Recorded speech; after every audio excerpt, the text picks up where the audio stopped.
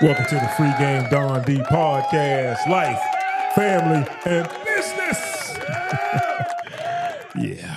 So today I have my buddy Coach Derrick Shine in to chop it up in reference to hoop dreams, kind of like a journey of life after basketball and kind of finding purpose in the sport that he loves so much, even after his playing days. Coach Shine is a graduate of South Carolina State University. Shout out HBCUs, and he has a master's degree from St. Thomas University. So, Coach is going to be chopping it up with us today. Coach, tell us about yourself, sir. Well, I'm born and raised from Augusta, Georgia. I have a 16-year-old son. His name is Derrick Shine Jr. I have one sibling. His name is Darren Shine. I have a big family. My grandma Shine. We have 3 sets of twins in our family. We have a real big family. My family is well known in the CSRA with hoops, with basketball. So that's where all the hoop dreams come from. Just growing up, my family. Yeah, and Coach, when you talk about hoop dreams, like what started, like what was the beginning of hoop dreams for you, Coach? Well, my aunt, I had a cousin by the name of Tyrone Shine. He played basketball at Seton Hall, and when we was younger, his mom, she kind of had him out like dribbling, shooting at an early age, and we would come out in the backyard because, like I said earlier, we have a big family, so we all kind of stayed in one house. We all stayed in one house. Right. So we would go outside and kind of just watch him play, and we just seen his skill level, at a young age. He was real good, just being young. And the thing about it, when my mom introduced my brother and I to basketball, it was funny that his mom was our first coach.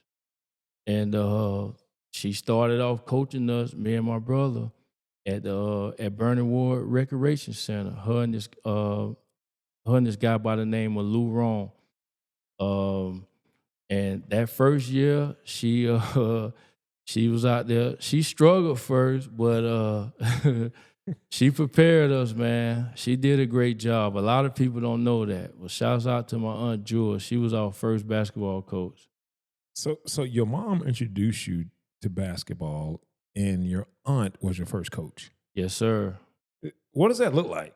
I'm just saying, man. Like it was, and the thing about it, because my mother, she doesn't drive, so we would have practice. I think it was every Saturday morning around 11. Hold on, you say o'clock. your mom doesn't drive? She doesn't drive. Okay, I got you. So my aunt drive. And my aunt was our coach. So my aunt, she's very. If anybody know my Aunt Jewel, she's very organized. She's structured with everything that she does. She's very organized. And we would have practice, I think, maybe like Saturday morning, like 11 o'clock. And she would call my mom, make sure you had them ready, 10:05, 10:15. And we was probably maybe 15 minutes from where we was practicing at. She was just wanted us there on time. And, she did a lot with us, man. She did. And that's where she learned that from her son, just growing, teaching him the ropes of basketball, man. And it was great, man. Yes, it was great. Was her son like a ball player? Yes, sir. Tyrone okay. Shine. So this is Tyshawn's mom. Yes, Okay. Tyshawn's mom. Yes, sir. Okay. No, I got the affiliation now. Okay. So that's where the love started as a young. How old were you during this time?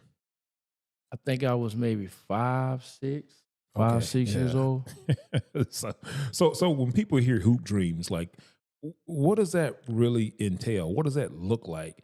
Like someone else that's not maybe into ball, they may not understand when someone says hoop dreams, like what does that even mean? Well, for me, now is NBA, make a lot of money. Right. Is So Uh, hoop dreams is a lifestyle. Lifestyle. Oh, It's a for sure. lifestyle. It's a lifestyle. And now the basketball landscape is bigger than when we came For up. sure. For sure. You know, they offering a lot for these kids now, man. But back A whole then, lot. you were just thinking about NBA. I'm gonna NBA, be rich one day. You're absolutely. 5 years old. You're already thinking like, man, I'm gonna be XYZ. Absolutely. And the thing about it is, my cousin Ty, we would go to some of his games, and he was good at that age. So when we would watch him, he was playing against older kids, and he was tearing them up.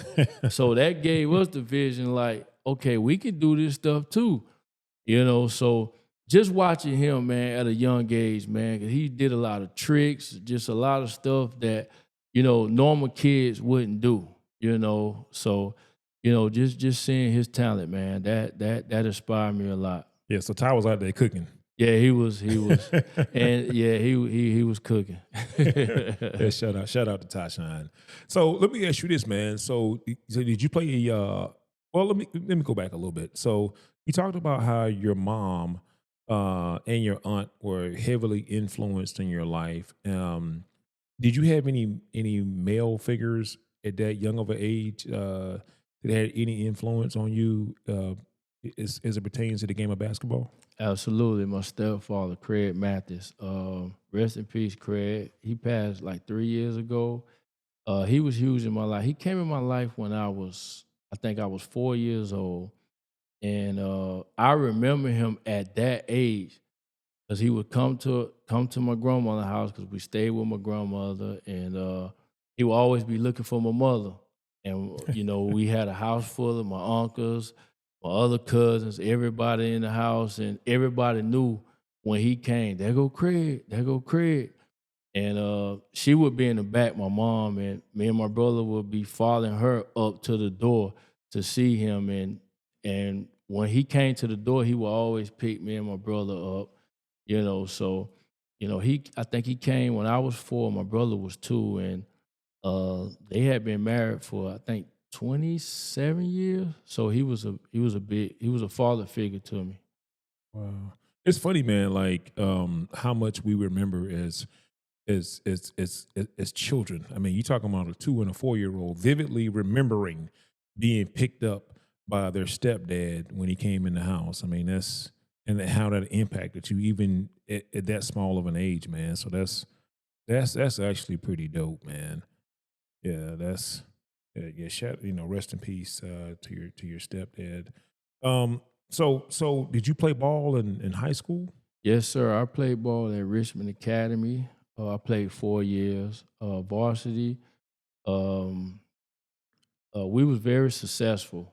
We were very successful. Senior year, I think we went to the state playoffs. I think we made it to the Elite Eight. We came up short in the Elite Eight.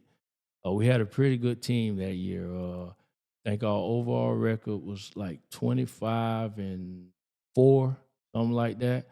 So we pretty much beat everybody around here. But you know as well as I know, when you get down the road in Georgia, those teams down there tough. For So sure. we came up short in the state playoffs. Yeah. So But you go ahead.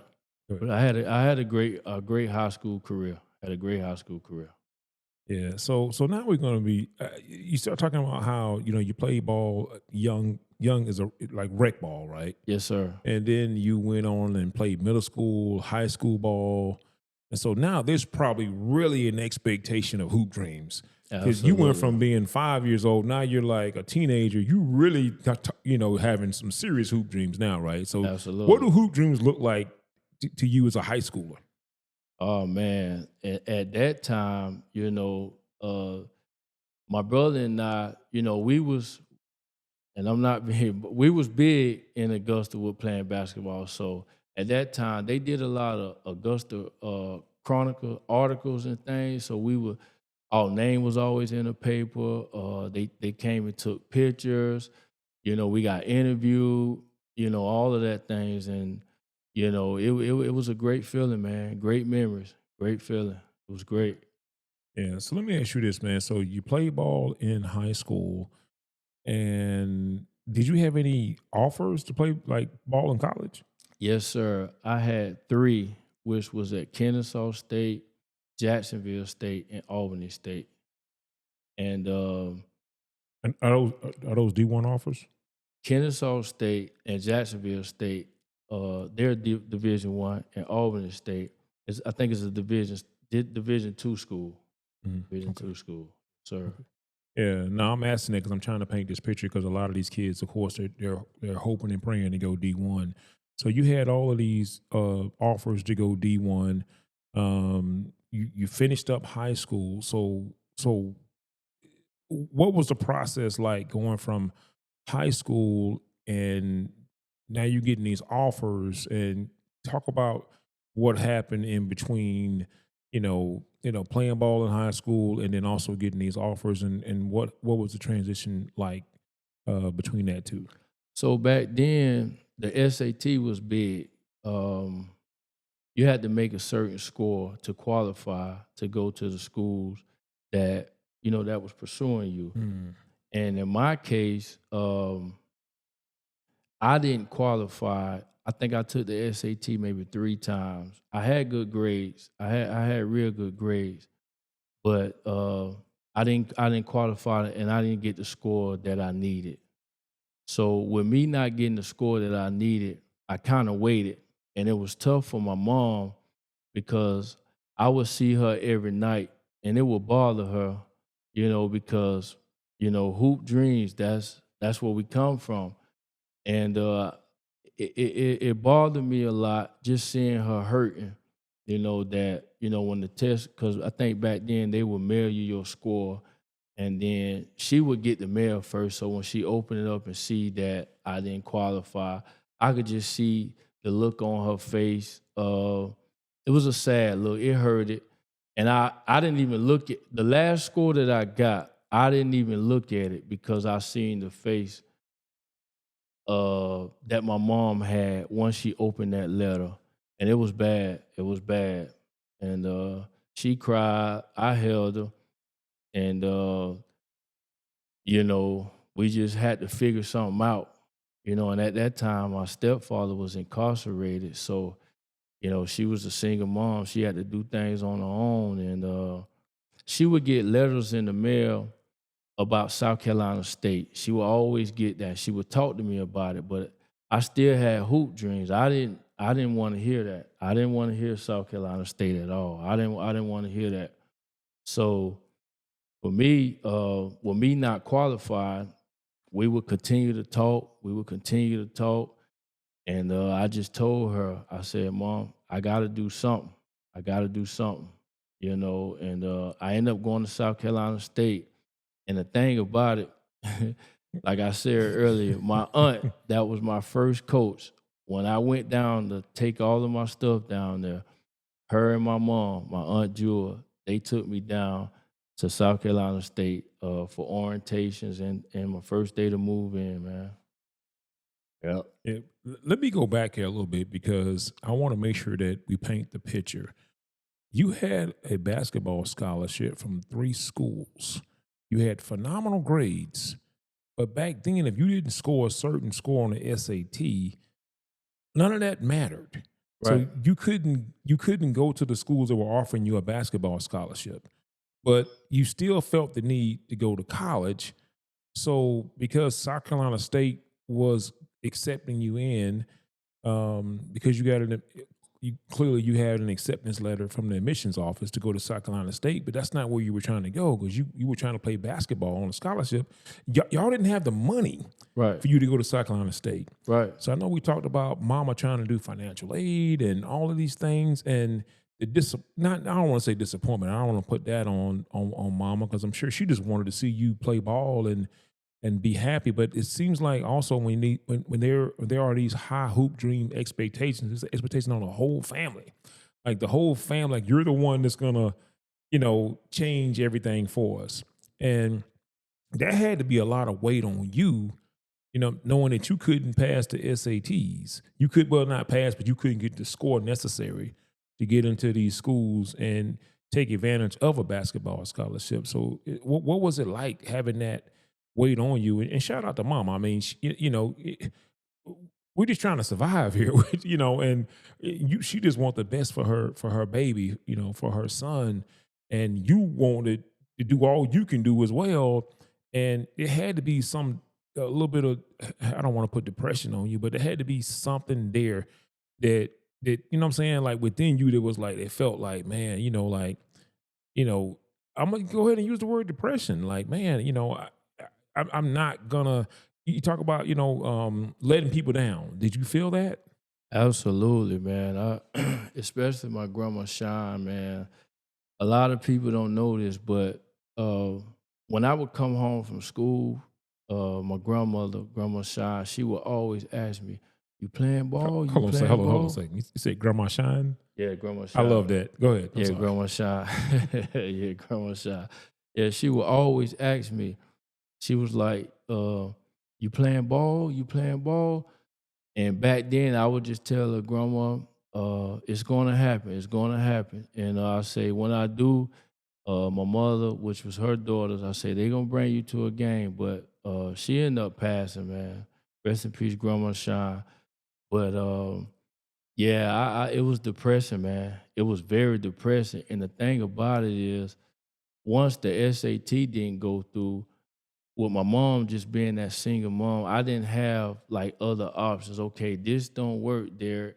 Okay, you can go here or you can go there or you can go to a technical school or a JUCO school.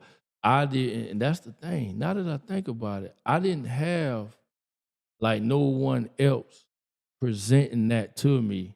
It was just SAT, those three schools that was looking at me, didn't pass it, and now I'm at South Carolina State. So like we say, everything happened for a reason.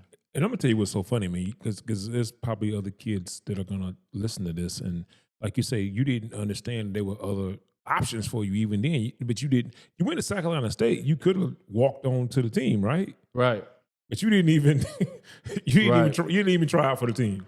And this is the thing, though.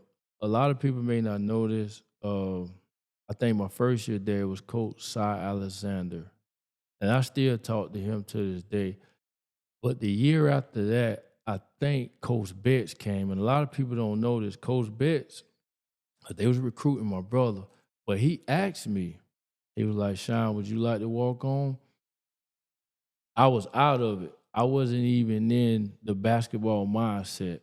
And one thing about me, man, if I'm gonna do something, I'm gonna go all the way in.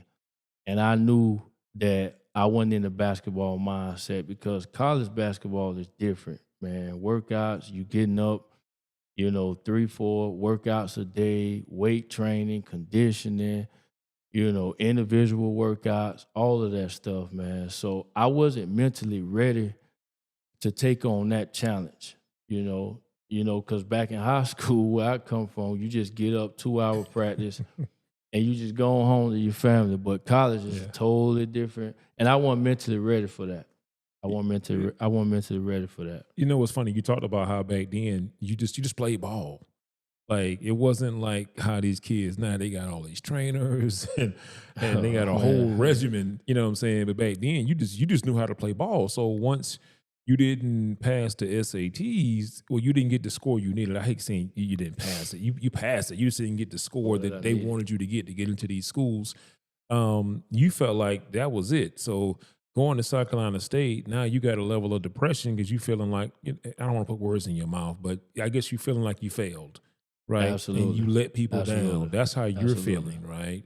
Absolutely. And but you still shout out to you though. You still went through South Carolina State and you graduated. Oh yeah. Oh yeah, I So you did. still got your I degree. did. I did.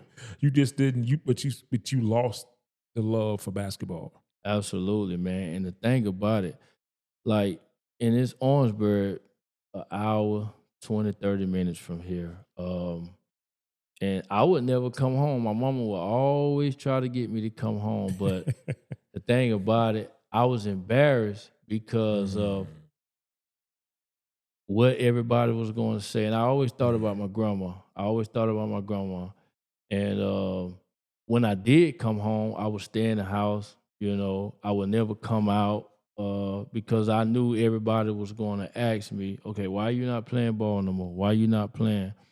So it was very depressing, man. Oh man, it was very depressing.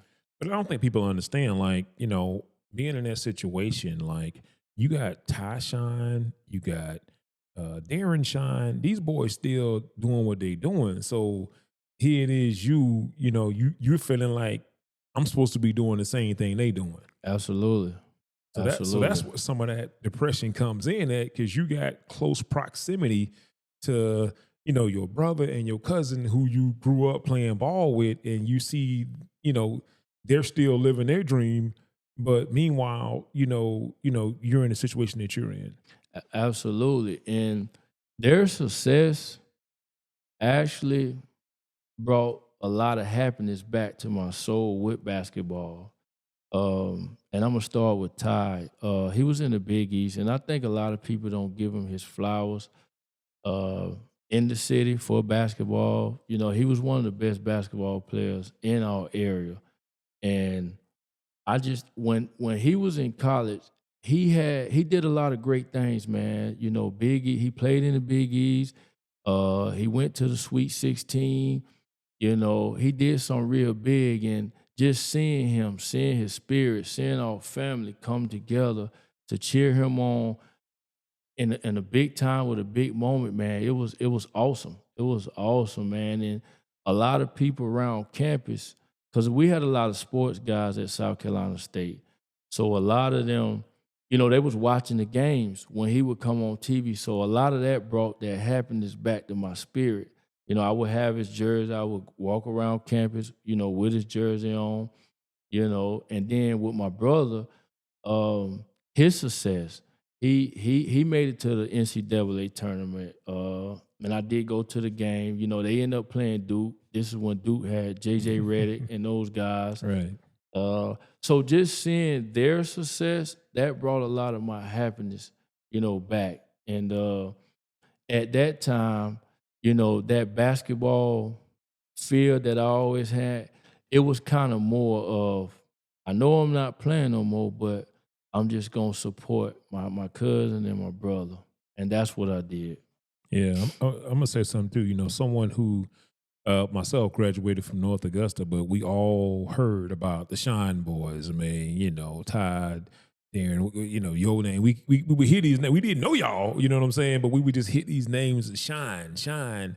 And shout out to y'all. Y'all definitely have a huge name in the CRC when it comes to ball to this day, you know what I'm saying? So shout out to all of y'all, man. And shout out to you, man, for I guess finding some level of passion through your brother and your cousin, even though your personal dreams at that time you had felt like, man, you know what, the dreams that I wanted for myself don't seem to be coming to fruition. But let's talk about like life after graduating from South Carolina State. Okay, so life after South Carolina State, I got into club promoting. I didn't come out, get a good job. Actually, my mom would always get on me like, hey, you didn't go to school for nothing. I didn't pay all this money for nothing. So you need to get out here and get a job. But at that time, I was still, basketball minded, getting Right. out here in this real world. It's hard to adapt. So at that time, you know, I got introduced to the club world, and a lot of people don't know this.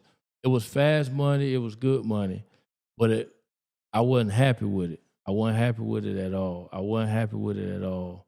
And my brother knew that because him and I would always talk, but I wasn't happy with it at all, man. So after that, But hold up a second. Hold up a second, coach.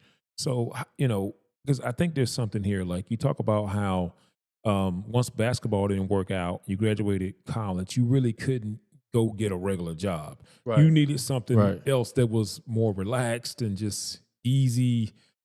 So what's the mindset like of someone who just everything, it was like ball is life, and now you realize ball is no longer life, but I can't go out and just go get a regular job. Now I have to. You got into club promoting. Like, what's the mindset of you to just into yourself to know that I can't go get a job? So with the basketball mindset, you're watching the NBA guys with the big houses, a lot of money. So you Okay. looking at the club and you like, okay, fast money. Okay. All right. So maybe I can keep doing this and buy my mom a house or get me a nice Right. chain or a nice this, that, you So know. being in the club promoter allowed you to still have that dream of the lifestyle to some degree. Absolutely. But if you go get a job, it's almost like I'm that's it. I mean, Yeah, it's it's like it's actually a pride thing. It's like, okay. dang, people know me for this, but I gotta, work here. It's like a pride thing, man. But I heard something from the great Chuck Graham, a great friend of mine. Actually, he was my AAU coach, and he told me, he said, Derrick, he said, a lot of people that grow up, they want to go to the NBA. He said, once you realize the NBA is not for everybody, you'll live a better life. And when he told me that, I said, wow, that is right. I said, wow, that is right. And that statement alone, it helps me. Like now, I don't even, I enjoy what I do. So I really don't even thinking about the NBA now. I Yeah. don't even thinking about that now. Like I should have been here. I wish I could have went. I don't even think about that now. Just that statement alone when he told me that. Yeah, shout out to Mr. Graham. It's funny how when we all think back to moments in our life, there was someone who had this impact and they imparted something on us that changed our life. They didn't even probably realize that the words that they were telling us were that powerful, but him telling you that, it sparked something in you, and then you were able to find purpose in something else. I had posted something on social media the other day saying, I don't live like 4 or 5 different lives. You know what I'm saying? People be afraid to start over, but you have to continue to reinvent yourself, right? Right. And you thought you were going to be a ball player, and you have this Mr. Graham impart some wisdom on you, and now you start to transition into coaching. So talk about that. Yes. So um, my son and this guy named Greg Williams. Greg Williams, he's the owner of Team Power. It's a local basketball travel team in Augusta. It's a well-known travel team. And him and our sons went to the same private school. And the school used to have a lot of like ceremonies. And at one of the ceremonies, him and I kind of waited after the ceremony, kids taking pictures and everything.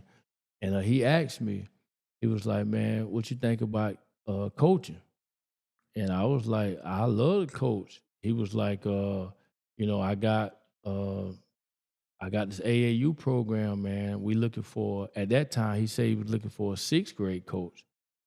And I told him I didn't mind. I come out there. He said, I have some players already put together. All you have to do is just get another coach and you can come coach the team. So he gave me his number.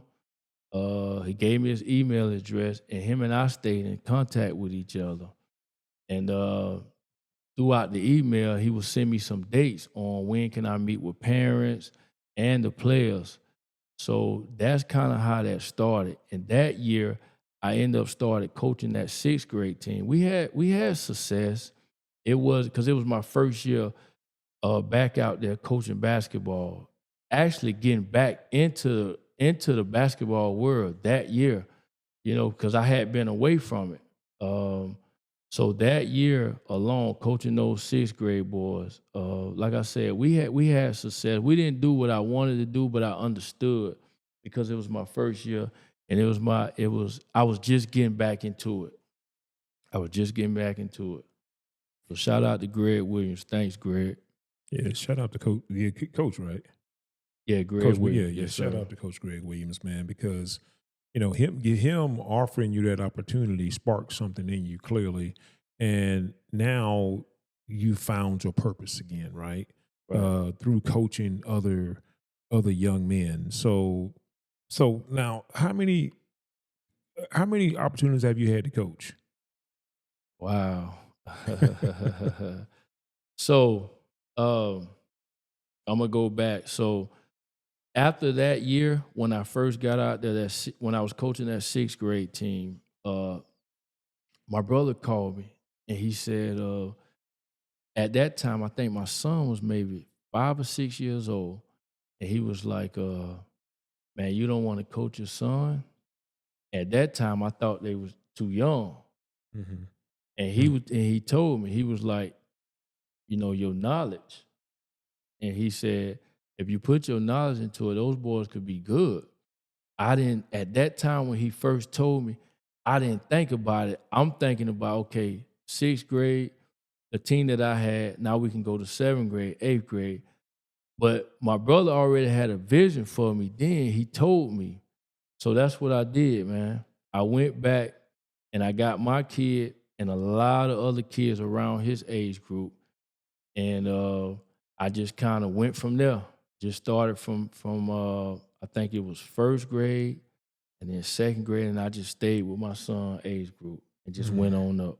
Yeah. No, Went on listen, up. I love that, man. We talked about, was it Charles Graham?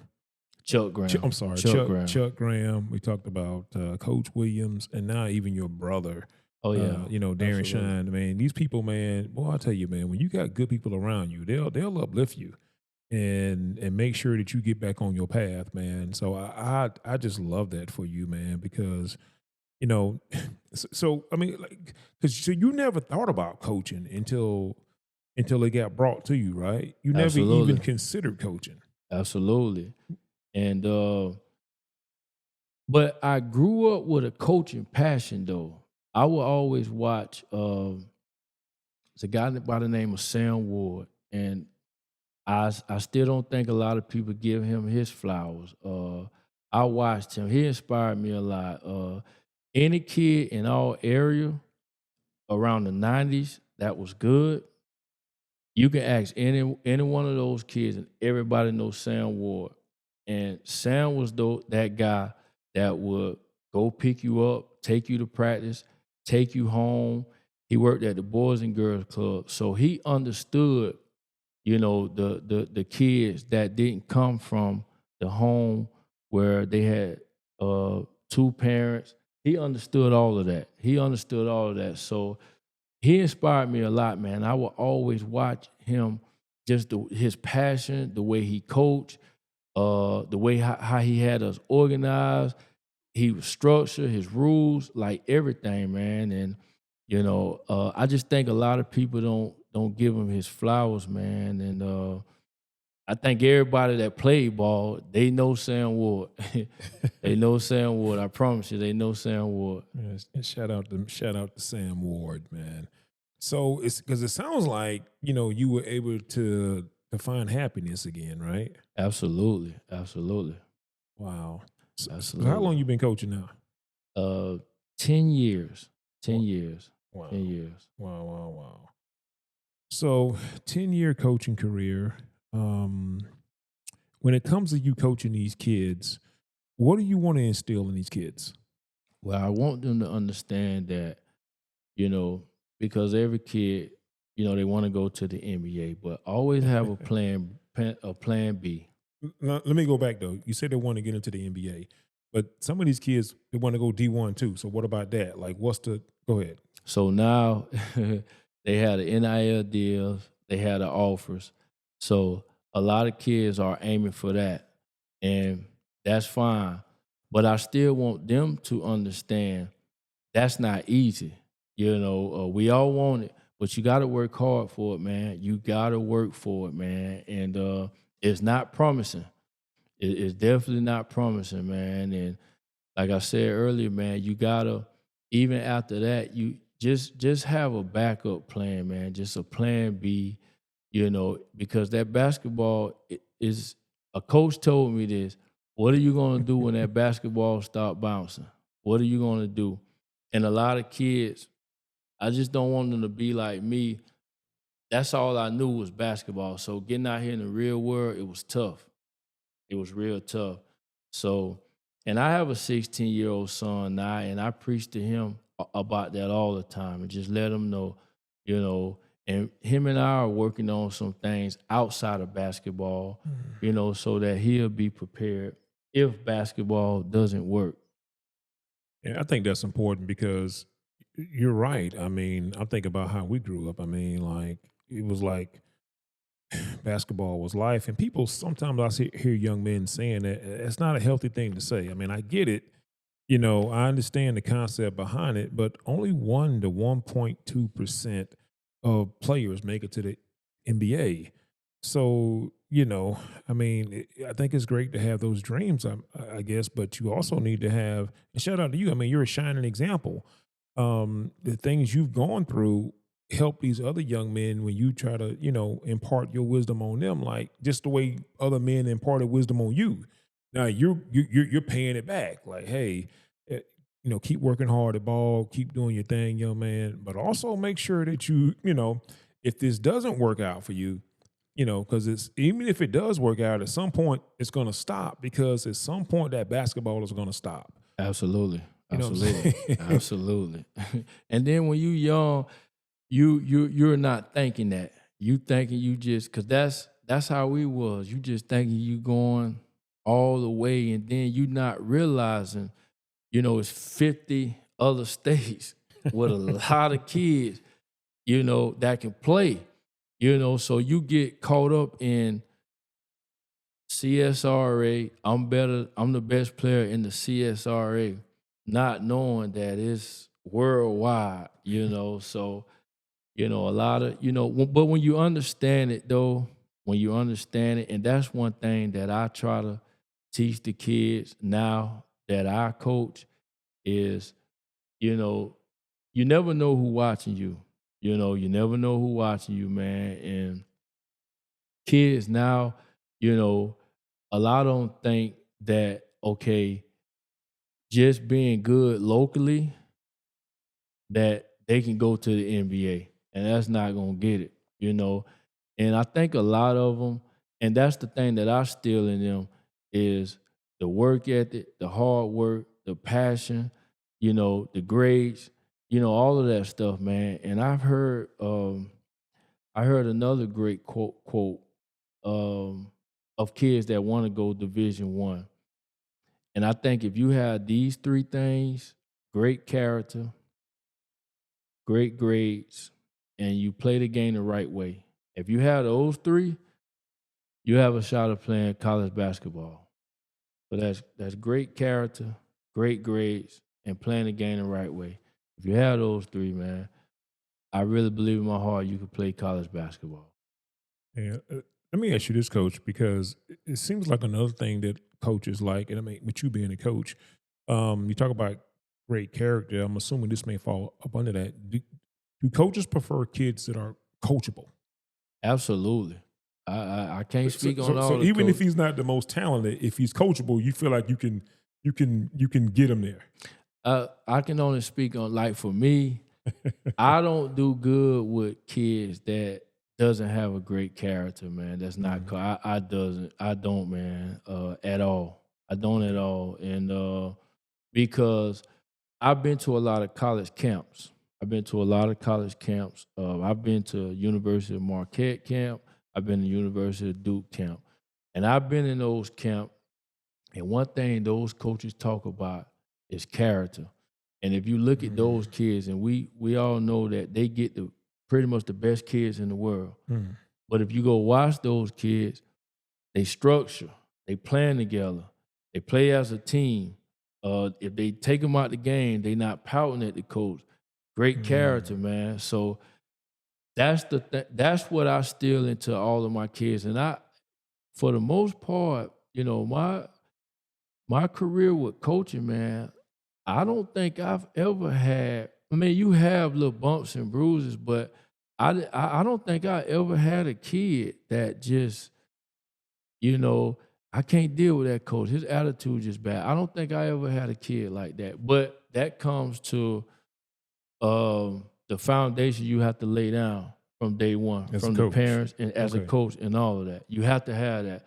And one of my kids told me, so in school, when the kids see the principal coming Mhm. and everybody tapping, there go the coach, there go the coach. That's how that's how my kids would do me. Like if I'm outside of the gym and I come in, they be tapping each other. There go coach, there go coach.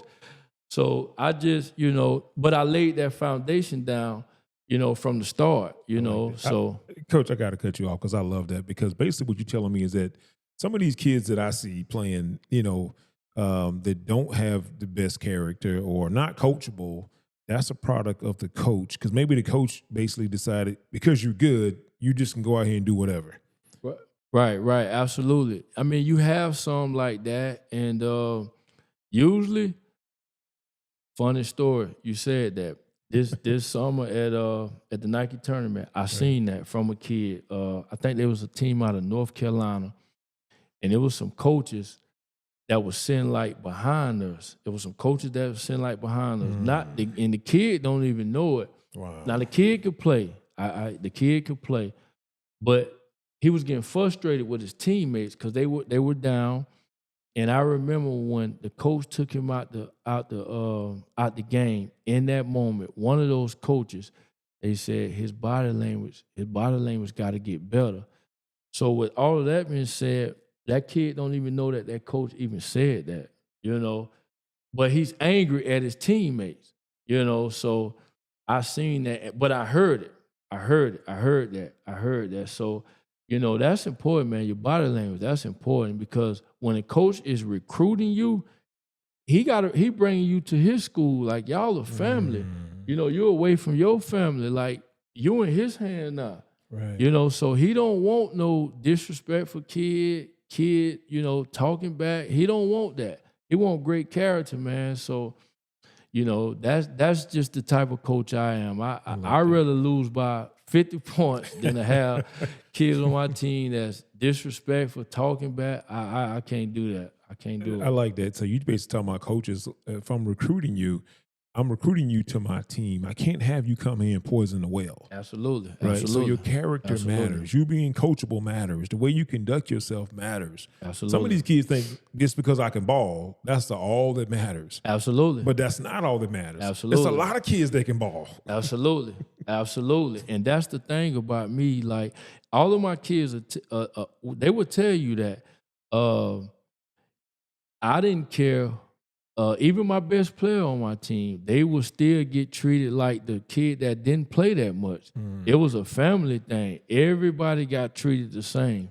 Like everybody. It wasn't no favoritism. And I coached my son a lot, so it was definitely not favoritism, man, at all. Because I felt like that's the only way that they're gonna learn. I was just preparing them for the next level. Because when you get to college, when you hear those coaches talk to you, it's like, are you mentally ready to handle that?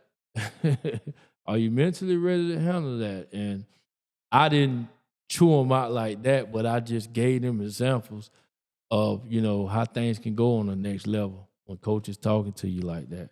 Wow.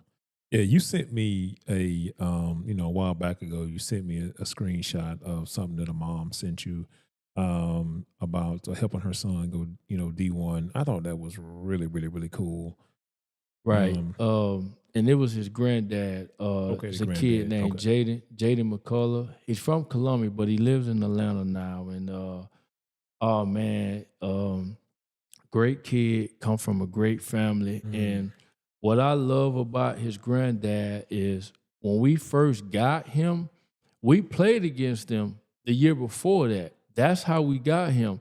He seen my team play. And when his granddaddy came to me, he brought his grandson over there because he liked the structure.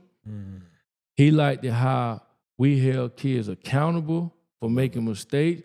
And now, mind you, the team that he came from, he was just kind of by himself and doing his own thing. But he wanted his grandson, to play on a team that was structured, that played together, that was a family. And that's what we was. And he seen that. And that's why he sent that message, because he remembered that, man. That. He remembered that, man. And shouts out to Jaden, man. The kid got a lot of talent. And when I first seen him, when I first seen that kid, I would always tell my other coach, I say, man, he has a lot of talent. And it's showing now. It's showing now. It's definitely showing now, man. Just keep working, Jada. Yeah.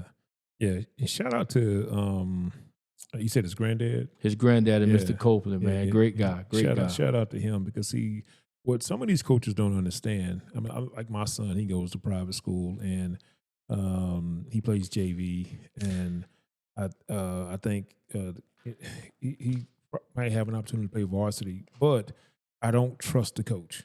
Oh man. And so I'm the kind of parent that a coach is basically an extension of me. And if I don't believe that you're a good, upstanding man, my son is not going. He's probably not going to play for you.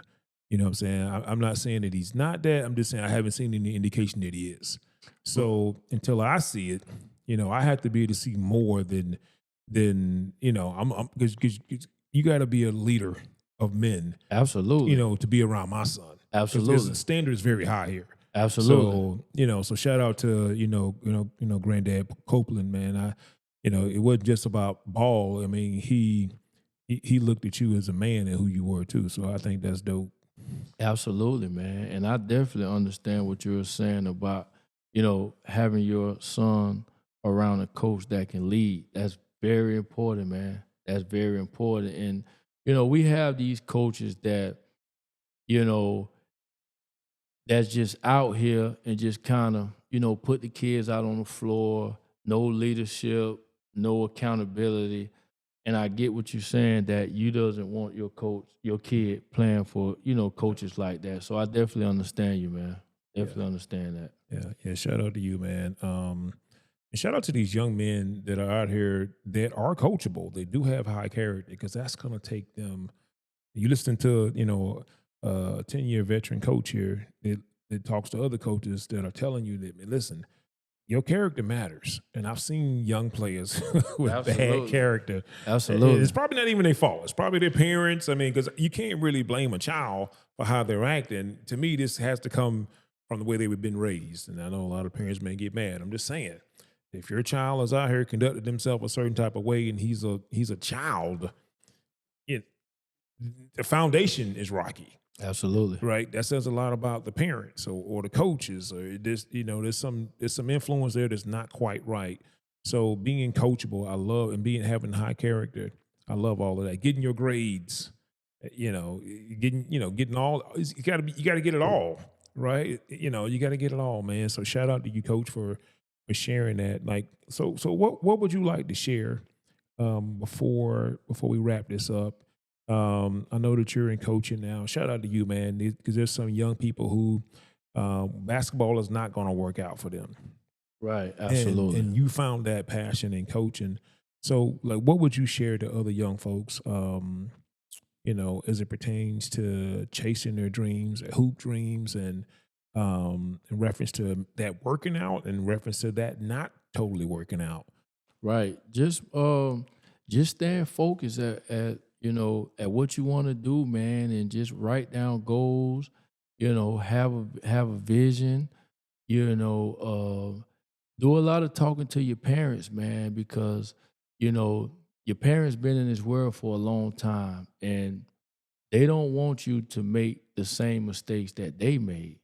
So a lot of kids, parents telling them, what's right from wrong, you have a lot of kids that's not really listening to them. But I think, because that's how I was. My mom, stepdad would tell me this, tell me that. I really wasn't listening. But I think that's very important, man, because, it's a lot of great parents in this world that made a lot of bad choices, made a lot of bad mistakes, man. So I just think, just have conversations with your parents a lot, Wow, no, I like that, coach. And let me real quick before we wrap this up, like, um, what can parents that entrust their children to be coached by you expect?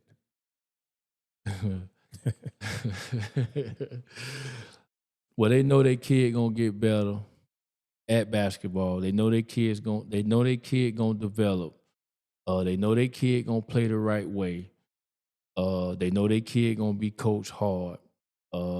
They know that I definitely will be checking on their grades throughout school year because I know how important that is.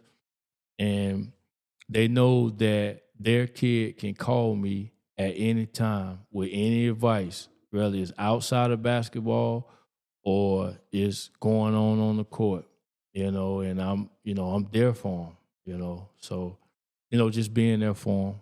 Yeah, no, that's really what I wanted to kind of have relayed. Because I think, like I said before, like it's parents look at coaches as an extension of what their values are. Absolutely. So shout out to you, man. So, Coach, tell people where they can find you at on social media. Well, I'm You simple. on social media, ain't you? Yeah, I'm simple. I don't have all the Okay. Instagrams or none of that. I just have Facebook. All So right. you can find me at DShine182 on Facebook. That's the only social media. I have Twitter too.